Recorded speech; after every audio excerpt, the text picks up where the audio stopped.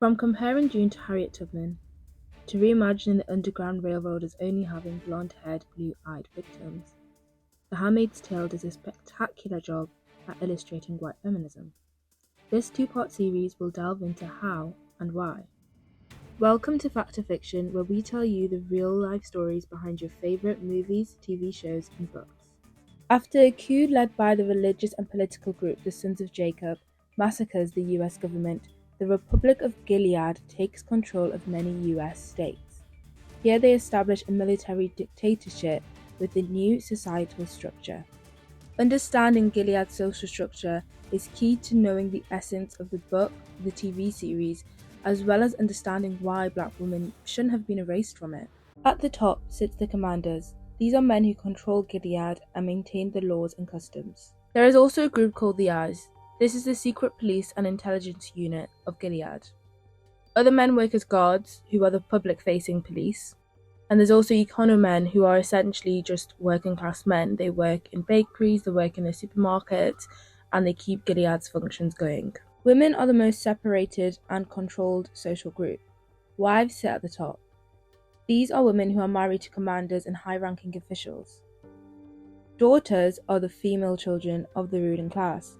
They attend the top schools and are trained to marry commanders or sons of commanders so that they can become wives.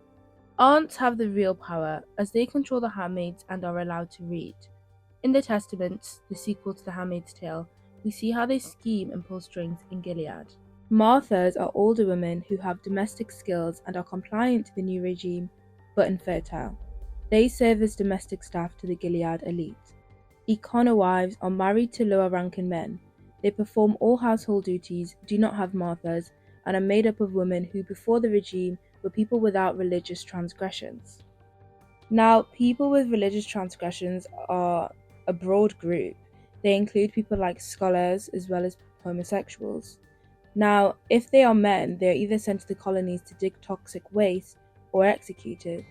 And if they are women, if fertile, they're turned into handmaids, and if not, they're executed. Handmaids are women who have religious transgressions yet are fertile. They are given a chance to ostensibly redeem themselves by bearing the children of the elite. Now that we're all on the same page, let's get into it.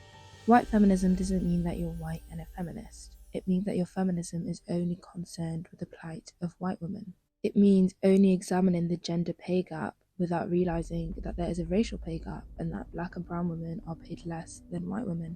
White feminism assumes that gender and race can be separated, as if black and brown women walk around in two separate bodies with two separate existences. It is not a feminism that wants equity or equality amongst everyone. It is a feminism that seeks only to match the rights of white women to the rights of white men.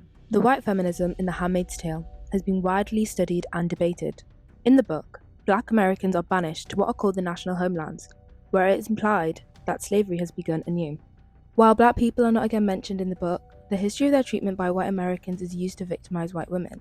The reason there's no black people in the book is because Gilead is a white supremacist religious state. However, America was built with the same ideology, and black enslaved people were used to maintain white households.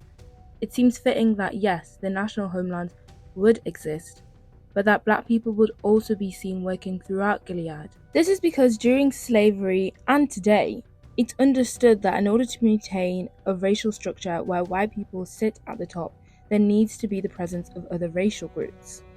This encourages white people who are lower in the social hierarchy to still participate. The idea that whiteness is privileged and special encourages compliance and a sense of belonging. For example, white working class people rally for less immigration and turn against the black and brown people in their own social class due to racism. This allows rich white people to continue to exploit them. So while it makes sense that black women wouldn't be handmaids, as the whole idea is to produce children who are also white and therefore, in Gilead's view, racially pure, it doesn't make sense that black women aren't working at least as Marthas. During and after slavery, white women commonly used black women to raise their children. Despite having these white supremacist ideals, they were fine with these black people interacting and taking care of their children. Main downfall of this book is that it doesn't actually understand how white supremacy operates. Other people will say that we can't expect a white woman to write about racism and understand racial oppression. This argument basically comes down to how can you expect an oppressor to understand oppression? With this same excuse, you could say, why should men talk about the patriarchy? How can they understand it if they're not victims of it? This argument only infantilizes the oppressor and places the burden of oppression on the oppressed. While I do agree that certain people should tell certain stories, Margaret Atwood chose to write The Handmaid's Tale. This is the story that she chose, and therefore it is the story that we shall be critiquing. And also, no one is asking Margaret Atwood to make a black woman the main character. We're simply stating the fact that the existence of no black characters is a fundamental flaw of the book.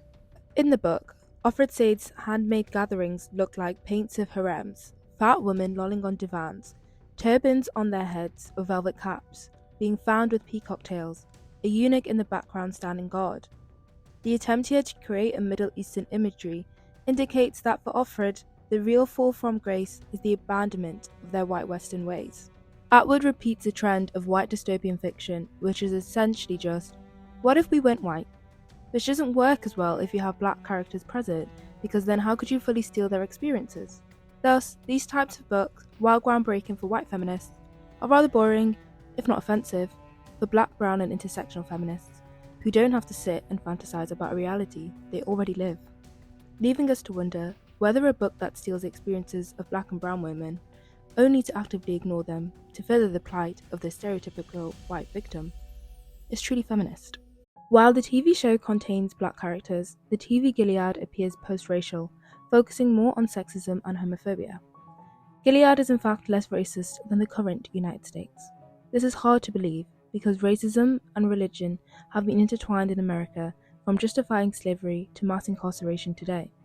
The use of the black characters is tokenism, to say yes, we're advanced from the author's views, yet we won't explore what it means to be black in Gilead. Myra has unique experiences as a Jezebel and an escapee, yet scenes where she could have detailed how her blackness affected her in Gilead never happened. The Martha, who is biracial, never has her experiences delved into either. Unless the characters are furthering the white feminist plot, they're ignored. Let's delve into the real-life inspiration behind The Handmaid's Tale, starting with the idea of a handmaid. After the rise of global fertility issues, the totalitarian religious state of Gilead, where the book takes place, uses religion to justify the creation of reproductive slaves, which they call handmaids. They use two biblical stories to do this. One where Jacob's infertile wife Rachel offers up her enslaved woman, the handmaid Bilhah, to be a surrogate mother, and another where Leah, the wife of Jacob, gives him her handmaid and presumed enslaved woman, Zilpah, to bear him more children after Leah was unable to conceive again. While many of us are aware that enslaved women were forced to reproduce against their will, with their children instantly given the title of slave and frequently sold and separated from their mothers, the history of breeding farms is rarely taught. The two largest breeding farms were in Richmond, Virginia, and on the eastern shore of Maryland. The goal was clear: increase the number of enslaved people by any means necessary, with profit being the motivating factor. A Virginia slave trader said enforced breeding policies had produced 6,000 enslaved children to sell in a year. Thomas Jefferson allegedly boasted that Virginia's capital increases 4% every year by the birth of black children. A lesser-known fact about slavery is that women outnumbered men. In the 1860s, Richard Such discovered that on slaveholding farms with at least one woman, the average ratio of women to men exceeded 2-1. This was due to how lucrative the enforced reproduction industry was. With the Slave Act of 1808 prohibiting the import of new enslaved people, the demand for labour did not change, and the price of enslaved people would rise as a result.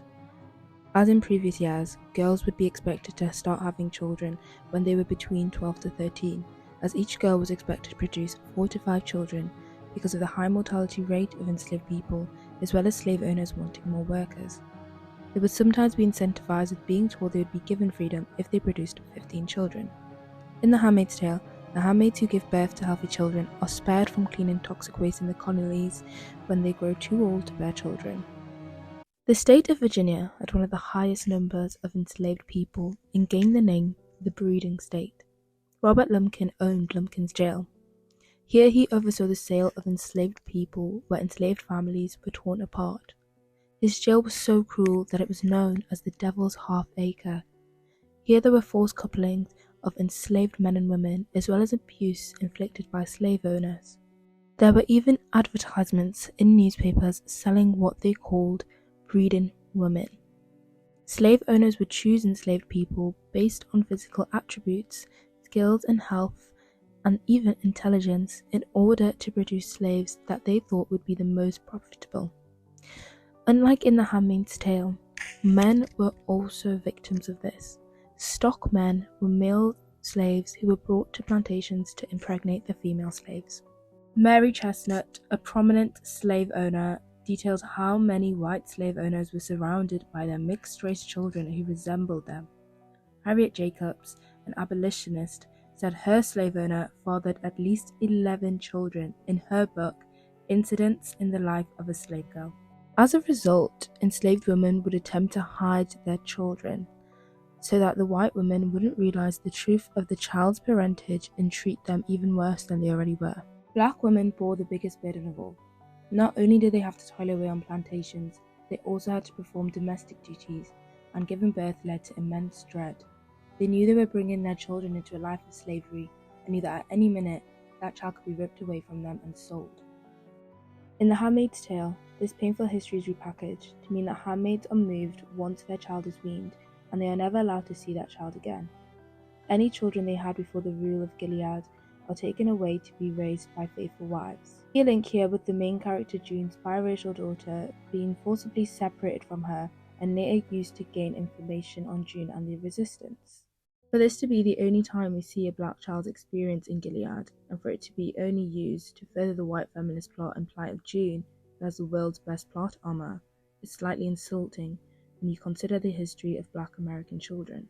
However, while handmaids during pregnancy are largely protected and encouraged to stay healthy, enslaved women had to continue their regular duties. Now, the lack of care for their health didn't stop at slavery. Black women today are given subpar medical treatment due to medical racism. Doctors perceive them as having a higher pain tolerance, which is proven time and time again not to be true. The maternal mortality rate for black women is 4 times higher than for white women. Black women and girls are more likely to go missing. However, they're less likely to receive media or police attention due to a lack of concern for their lives, as well as stereotypes feeding into a narrative that these girls must be troublemakers. Black women are proven to have better healthcare outcomes when seen by a black doctor rather than a white doctor. The only black handmaid who has significant lines voices her fears that her next child will be a girl and be subjected to a woman's fate in Gilead. While this was another opportunity to explore Gilead through a black woman's lens, she is bullied until she has a psychotic break due to June's actions, and her story is cut short. So for The Handmaid's Tale to take place in America, steal the historical experiences of enslaved women, ignore the black women whose ancestors faced these realities in order to victimize the descendants of their white oppressors, is very reminiscent of the fact that when slavery ended, slave owners were compensated for what was called their loss of property, and the suffering of the actual enslaved people ignored.